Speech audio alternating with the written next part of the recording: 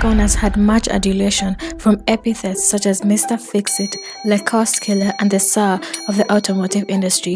His life has even been featured in the Japanese manga comic book. He was born in Port Velo in Brazil to Lebanese immigrants and at the age of 6 moved to Lebanon.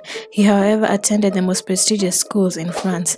He ventured off into a promising career as he applied his skills at Michelin, a French tire maker, and he worked his way up to CEO of Michelin's North America's division.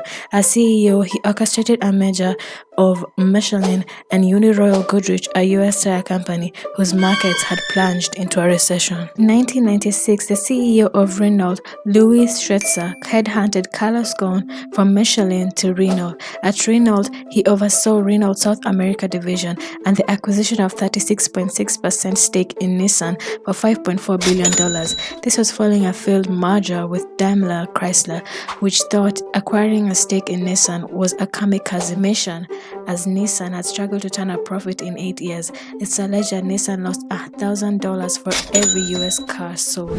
The Renault-Nissan alliance was strategic, as in the deal, Renault reduced Nissan's debt liability, while Nissan helped Renault bridge a gap in North America. This was a symbiotic relationship. In 1999, Carlos Ghosn moved to Tokyo, Japan, and was now at the helm of leadership at Nissan. And armed with a savior complex at the company, he implemented the following measures to grapple with the slow descent Nissan was facing. Number 1. Breaking with tradition. Carlos Ghosn came from a cultural background that was not aligned to the Japanese culture, specifically the Keiretsu partnership. This system fortified business partnership as a system called for companies to maintain equity stakes in partner companies. However, this saw Nissan run into a loss of billions of dollars. A perfect example was that Nissan's investment in Fuji Heavy Industries, which manufactured Subaru cars, which were Nissan's worthy contenders. Promotion. Carlos Ghosn also made a paradigm shift in the promotion and compensation of his employees, as he departed from employees solely being promoted on the basis of longevity of working at Nissan. He shifted to promotion that was performance merit-based. Equally, he mobilized employees into cross-functional teams. His last measure would earn him an enviable title, Le Cost Killer. This is a title he earned while at Renault, where he helped to structure the company through a rigorous downsizing campaign.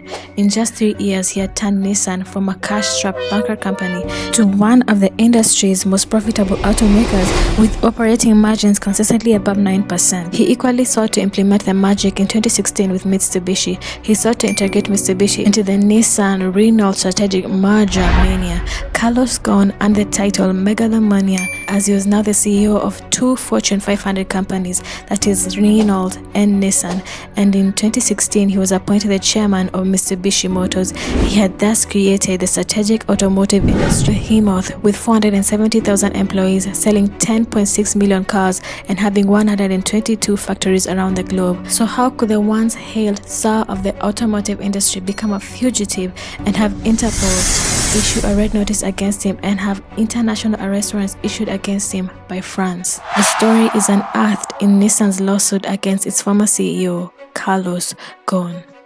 In the lawsuit, Nissan, the claimants, sued Carlos Ghosn for allegedly unlawfully diverting $32 million between June 2012 and July 2018. The claimants, Nissan, meticulously detailed how during Mr. Ghosn's tenure as CEO of Nissan, he caused the fraudulent and unlawful payment out of a reserve fund to a certain distributor in the Middle East, where the money trail was obfuscated and the funds were again pilfered in an intricate web of corporate villainy.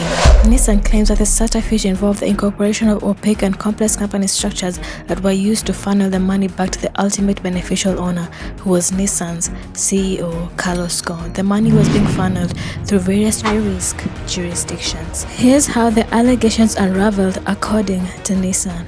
Carlos Ghosn allegedly misappropriated funds from Nissan's CEO reserve fund, where he would cause initially $32 million to be illegally transferred to Nissan's Oman distribution distributor, the Suhail Bawan Automobiles LLC. The SPA would illegally disburse part of the $32 million to an incorporated company in Lebanon, the Brussels Lenses. Nissan would find the transaction peculiar and would lift the corporate veil, and they discovered that 2 lawyers were the directors of the company. However, there was a sole shareholder who was ostensibly the largest shareholder in the company and who would draw the nexus of the ultimate beneficial owner back to Carlos Ghosn, as the sole shareholder had an uncanny resemblance to Carlos Ghosn because they were related. Carlos Ghosn, despite his adulation as Le Cost Killer, he lived an opulent lifestyle, as evidenced from his Maria Antoinette birthday theme, and also he had a penchant for yachts, so much so that on February 2015 he purposed to purchase a yacht from a renowned Italian yacht builder, Ferretti.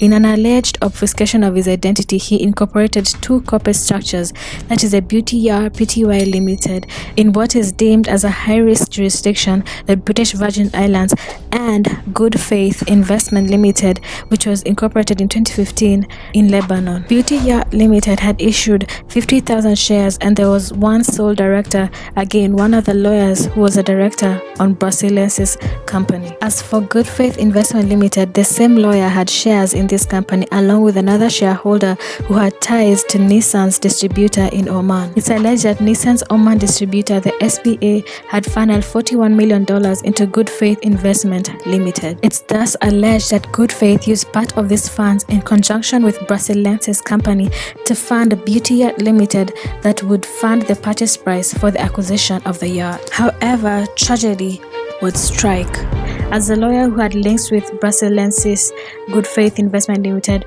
and Beauty Yacht Limited would succumb to an illness. But before he gained his wings, he would transfer his 50,000 shares to Carlos Ghosn. It's also alleged that as Good Faith Investment was flush with cash that it received from the Nissan Oman distributor of $41 million, it would funnel allegedly $27 million between October 2015 and July 2018 to a California incorporated company, Shogun Investments Limited, which was directly owned and controlled by Carlos Ghosn, who had 90% shares in the company.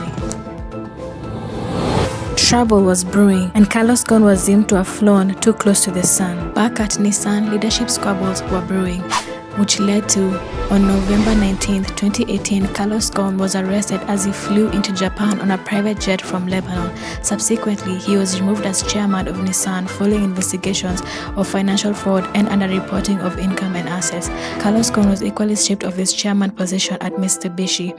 On November 30, 2018, a Tokyo court granted authorities to hold Carlos for 10 more days as allegations of financial misconduct were being investigated. On December 20, 2018, Carlos Ghosn was equally charged on suspicion that he forced Nissan to take a $16 million personal loss during the 2008 financial crisis. He would equally be charged for flouting financial laws by underreporting his income. On January 7, 2019, he pleaded innocent in court. During this time, Carlos Ghosn would resign as chairman of Renault. This would mirror the failed merger between Renault and Chrysler, with the Fiat Chrysler ambitions being abandoned. Carlos was still in custody, and in March 2019, he sought for bail. The court would grant his request, and he was out on a $9 million bail. On April 4, 2019, he would be rearrested on fresh charges of financial misconduct. Carlos would equally be indicted on aggravated breach of fiduciary duty owed to Nissan's directors and abuse of power. On April 8th, Nissan's board would vote to oust Carlos Ghosn from the board as a shareholder. On April 25th, Carlos Ghosn would be released on a $4 million bail and placed under 24 hours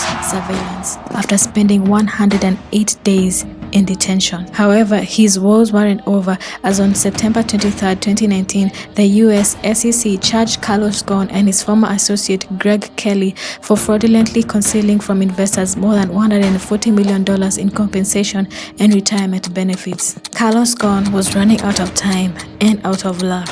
He therefore conjured up an elaborate scheme of escape, aided by a US Army Green Beret and his son. Just days short of New Year's, at around 2:30 p.m., Carlos Ghosn walked out of his heavily 24-hour secured surveillance home wearing a toque and a surgical mask due to COVID-19. He walked approximately half a mile to the Grand Hyatt Hotel. The Grand Hyatt Hotel had many familiar exits as he frequently visited the hotel. According to the Massachusetts Federal Court, he headed upstairs to room 933, which was booked under Michael Taylor's sons. At the hotel room, he changed into new clothes and he escaped through one of the back doors with the help of Michael Taylor and Zayek. The two gentlemen whisked him away from the Grand Hyatt Hotel to Tokyo train station. It's believed that around 4:30 p.m. he boarded a high-speed train to Osaka. After arriving in Osaka, they set camp in a further hotel at around 10 p.m. Taylor and Zayek left the hotel, wheeling two music equipment boxes into a waiting van that headed for the airport. At the airport, the security didn't suspect much as the two posed as music artists and had evidence to corroborate their story. The boxes were loaded into a private plane which was headed for Istanbul, Turkey. At 11:10 p.m., the flight took off and Taylor went to check in on the state of the boxes and found the now fugitive CEO on top of the boxes, beaming. The elaborate scheme was successful. At 5:26 a.m., the plane landed at Istanbul on December 30, 2019. Ghosn alighted the plane and onto another plane destined for Beirut, Lebanon. At his arrival in Lebanon, news outlets had already broken the news that the former Nissan CEO had escaped Japan. Japan also caught wind of the escape and equally faced ridicule. Carlos Ghosn held an interview with media giants such as BBC proclaiming his innocence. Carlos Ghosn stated that he did not escape justice, he evaded injustice. He claimed that he wouldn't have received a fair trial in Japan, given the prime example that he was detained for 108 days. He fell short of calling the Japan criminal justice system antiquated, as Japan prides itself on a lower crime rate. Yet, in an equal paradox, Japan has a 99% conviction rate. He posited a theme that his arrest was an orchestrated plan to oust him out of Nissan and to thwart the Nissan-Renault merger, as it's alleged that the French shareholder would wield much of the influence over Japan. The leadership squabbles at Nissan were corroborated by its lawyer Ravinder Pasi, who paid the ultimate price of being unfairly dismissed. Following his detailed escape, it was no longer a rosy affair, as on January 30, 2020, the Tokyo District Court issued arrest warrants for Michael Taylor and his son, who were in the United States. In May, the two were arrested and extradited to Japan, where they each faced criminal charges for aiding Carlos Ghosn's escape. Michael Taylor was sentenced to 2 years, while his son was to serve 20 months in prison. However, the US and Japan agreed that the prisoners were to serve sentences in the US. Currently, both of them are free. In the lawsuit, Carlos Ghosn denied and traversed all allegations and vehemently asserted the non-involvement of his family members and his non-involvement in the elaborated company structures, save for Shogun Investment Limited. He equally argued that he did not breach any fiduciary duties to Nissan, which prompted his $1 billion lawsuit against Nissan.